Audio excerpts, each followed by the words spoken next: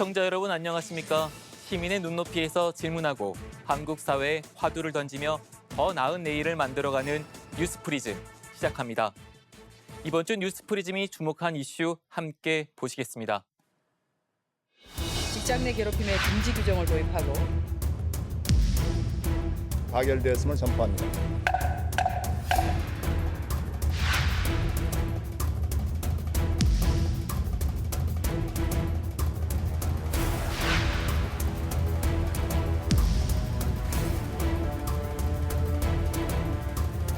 직장 내 괴롭힘은 노동자의 신체적, 정신적 건강을 침해할 뿐만 아니라 인간의 존엄성을 훼손하는 행위로 반드시 뿌리 뽑아야 할 악습입니다.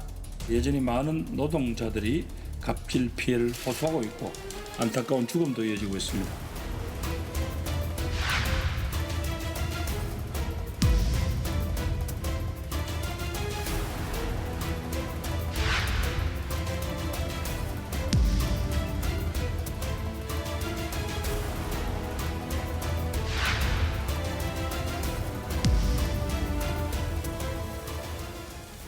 지난 2019년에 직장 내 괴롭힘에 대한 최초의 법적 조치가 실시되기 시작했습니다. 법 시행 2년이 넘었지만 여전히 괴롭힘 피해는 계속되고 있는데요. 알만한 대기업에서 문제가 터져 나오는 것은 물론 공직사회도 예외가 아닙니다. 그 실태를 구아림 기자가 취재했습니다. 지난 5월 네이버 직원인 40대 A씨는 성남시 분당구에 있는 자택에서 숨진 채 발견됐습니다. A씨가 남긴 메모에는 평소 회사에서 스트레스를 심하게 받았다는 내용이 적혀 있는 것으로 전해졌습니다. 동료들은 A씨가 상사의 불합리한 지시와 괴롭힘으로 인해 극심한 압박감에 시달려왔다고 말했습니다. 고인께서는 밤낮 없이 과다한 업무를 진행하면서 무리하거나 부당한 업무 지시를 받고 모욕적인 언행 등 폭력적인 협박을 받으면서도 이를 거부할 수 없었습니다. 사람을 존중하지 않는 사람과 우리는 함께 일할 수 없습니다. 직장 내 괴롭힘을 금지하는 법이 시행된 지 어느덧 2년이 지났지만 A씨처럼 괴롭힘 때문에 고통스러워하거나 심할 경우 극단적인 선택을 하는 사례까지 좀처럼 줄지 않습니다. 고용노동부 조사에 따르면 법 시행 이후 최근까지 2년간 직장 내 괴롭힘 건수는 1,934건이며 월 평균 수백 건씩 신고가 접수된 것으로 파악됐습니다. 용기를 내 직장 내 괴롭힘을 신고해봐도 피해를 보상받기는 쉽지 않습니다. 지난 2월 쿠팡 직원 B씨는 미지급 수당 관련 문의를 노조 SNS에 올렸다가 부당한 업무 배치를 받는 등 괴롭힘을 당했다며 신고했지만 사측은 이를 직장 내 괴롭힘으로 인정하지 않았습니다. 이후 9개월 만인 최근에서야 노동부는 이를 근로기준법상 직장 내 괴롭힘에 해당한다고 결론 내렸습니다. 폭언이나 실적 압박을 넘어 괴롭힘 양상도 다양합니다. 지난 7월에는 서울대학교 청소 노동자들이 회의 참석 시 정장 착용을 강요받고 업무와 무관한 필기시험까지 치른 사실이 드러나 논란이 됐습니다. 갑자기 시험을 봤습니다. 가능한 생각관을 한자로 쓰시오, 영어로 쓰시오. 동료 한 분은 점수가 공개되어 동료들 앞에서 창피를 당했습니다. 민간 기업이 아닌 공직사회에서도 피해 사례가 끊이지 않습니다. 지난 9월 대전시 소속 20대 신입 공무원이 직장 내 갑질과 따돌림에 시달리다가 극단적인 선택을 한 사실이 알려지면서 안타까움을 샀습니다. 이 사건이 알려진 뒤 문재인 대통령은 공직사회 직장 내 괴롭힘 문제와 관련해 입법 개선 방안을 마련하라고 지시하는 등 여러 보완책이 마련되고 있지만 수십 년간 이어진 고질적 폐습인 직장 내 괴롭힘을 하루아침에 뿌리 뽑기는 쉽지 않다는 목소리가 큽니다. 연합뉴스TV 구아림입니다. 직장 내 갑질 관련법 한번 살펴볼까요? 일명 직장 내 괴롭힘 금지법 2019년 7월 시행된 근로기준법 개정안에 포함돼 있는데요. 이전까지는 폭행이나 모욕 등 일부 행위에 개별 법률을 적용했다면 직장 내 괴롭힘의 의미를 법적으로 정의하고 예방과 감독 의무를 규정했다는 데 의의가 있습니다. 직장에서 갑질에 시달리다 보면 스트레스로 병을 얻을 수도 있습니다. 이 경우 업무상 질병으로 보상을 받을 수도 있습니다. 지난달부터는 법이 강화됐습니다. 고용주는 피해자를 대상으로 객관적으로 피해 사실을 조사해야 하고 관련 내용을 외부에 누설해서도 안 됩니다. 이렇게 직장 내 갑질이 처벌 대상이 된 계기들이 있었습니다. 사회적으로 물의를 일으킨 갑질 사건들이었습니다. 직장 내 괴롭힘 금지법은 양진호 방지법이라는 별칭으로 불렸죠. 지난 2018년 양진호 전 한국미래기술회장의 엽기적인 괴롭힘 행위가 파장을 일으켰는데요. 직원에게 살아있는 닭을 석궁과 일본도로 죽이라고 강요했습니다. 직원 머리를 빨간색, 초록색 등으로 염색하도록 했습니다. 생마늘을 강제로 먹도록 하는 등의 행각들도 이어졌습니다. 앞서 당시 대한항공 조현민 전무가 직원에게 물컵을 집어던졌던 물벼락 갑질 사건도 사회적 공분을 불러일으켰습니다. 직장 내 갑질은 기업에도 큰 리스크입니다. 민사상 손해배상 책임 등이 따를 수 있는 데다 갑질 피해를 당한 직원이 즐겁게 일할 수 없습니다. 당연히 기업의 생산성이 떨어지겠죠. 직장 내 괴롭힘 한 건에 대해 발생하는 비용을 1,550만 원으로 추산한 연구 결과도 있습니다. 기업의 사회적 이미지 하락도 물론 뒤따를 수밖에 없습니다. 출근 후 표정을 표현한 이모티콘입니다. 지난 7월 경제 전문지 이코노미스트가 한국의 직장 문화를 분석하면서 이 같은 이모티콘을 헤드라인으로 달았습니다. 경색되고 땀을 흘리는 표정이죠.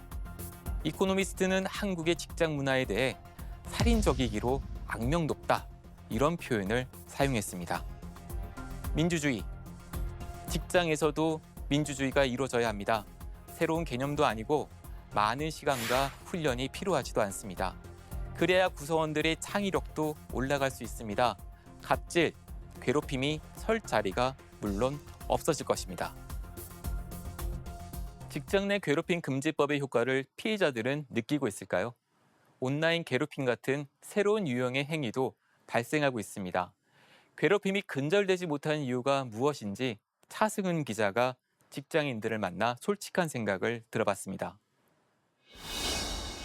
지난 한 해 동안 직장인 10명 중 3명은 직장 내에서 괴롭힘을 당한 적이 있다고 응답했습니다. 지난해보다 약 7% 줄어든 건데요. 하지만 직장 내 괴롭힘 수준이 심각하다는 응답은 오히려 늘었습니다.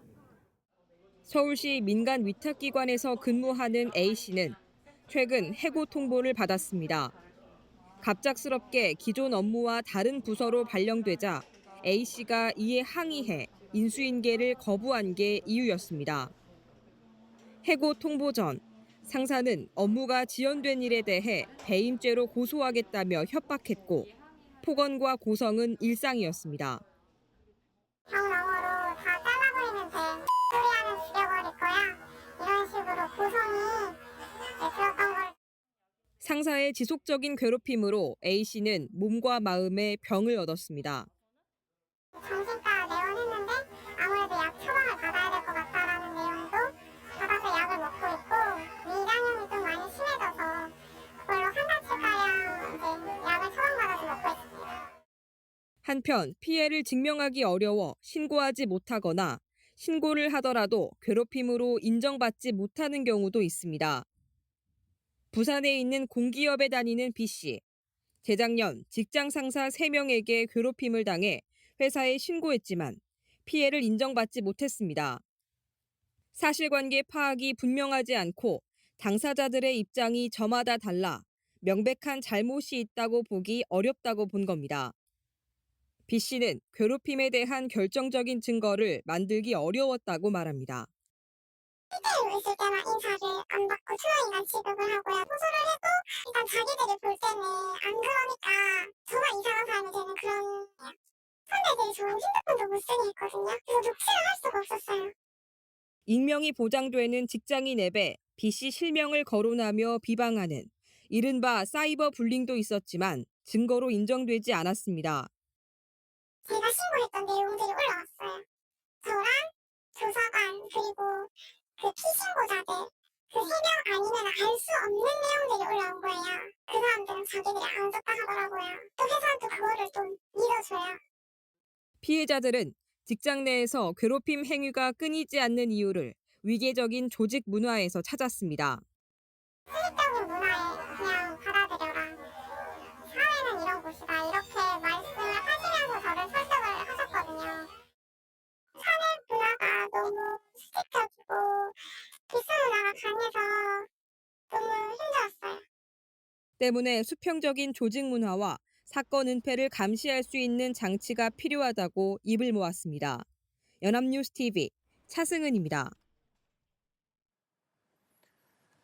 직장 내 괴롭힘 금지법은 우리나라 직장 문화를 바꾸려는 시작 단계입니다.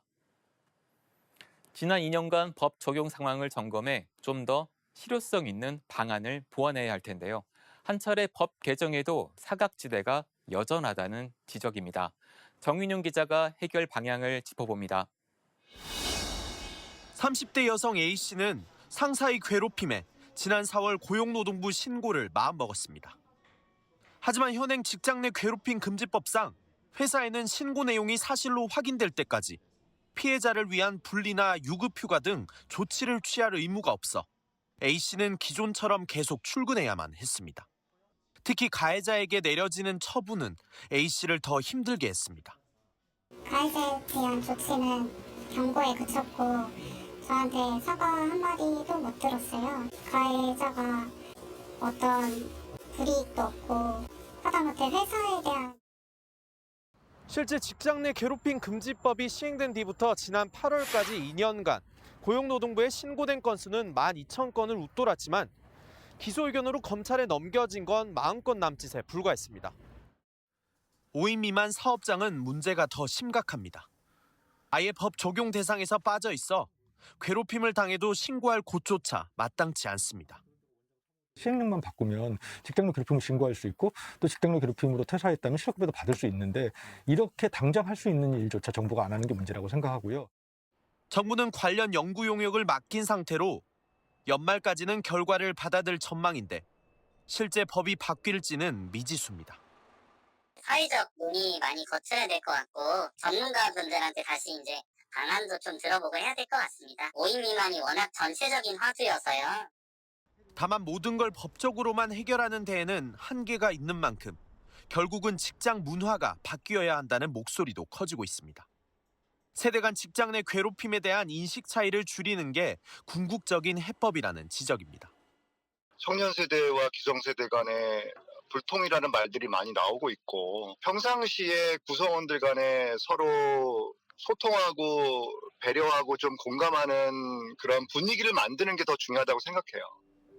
말단 직원이 선배나 고위 경영진의 멘토가 되는 이른바 영멘토링 등 제도를 통해 수평적 조직 문화가 사회 전반에 정착될 필요가 있다는 조언입니다. 연합뉴스 TV 정인용입니다. 현실 직장인의 애환을 생생하게 그린 드라마 미생. 눈물 섞인 공감으로 돌풍을 일으킨 게 지난 2014년입니다. 그때와 지금 우리 사회 직장 문화는 얼마나 달라졌을까요? 그 사이에 직장 내 괴롭힘 금지법이 시행되는 성과가 있었지만 괴롭힘은 더 교묘해지기도 했습니다. 여전히 고통받는 피해자가 속출하고 있습니다. 꿈의 직장이라는 표현이 있습니다. 일과 삶이 균형을 이루고 안정적이면서도 연봉이 높은 직장을 일컫는 말입니다. 그러나 이런 조건을 다 갖춘 직장이더라도 괴롭힘을 받는 피해자에겐 꿈의 직장이 아니라 지옥일 겁니다. 이번 주 뉴스 프리즘 여기까지입니다. 시청해주신 여러분 고맙습니다.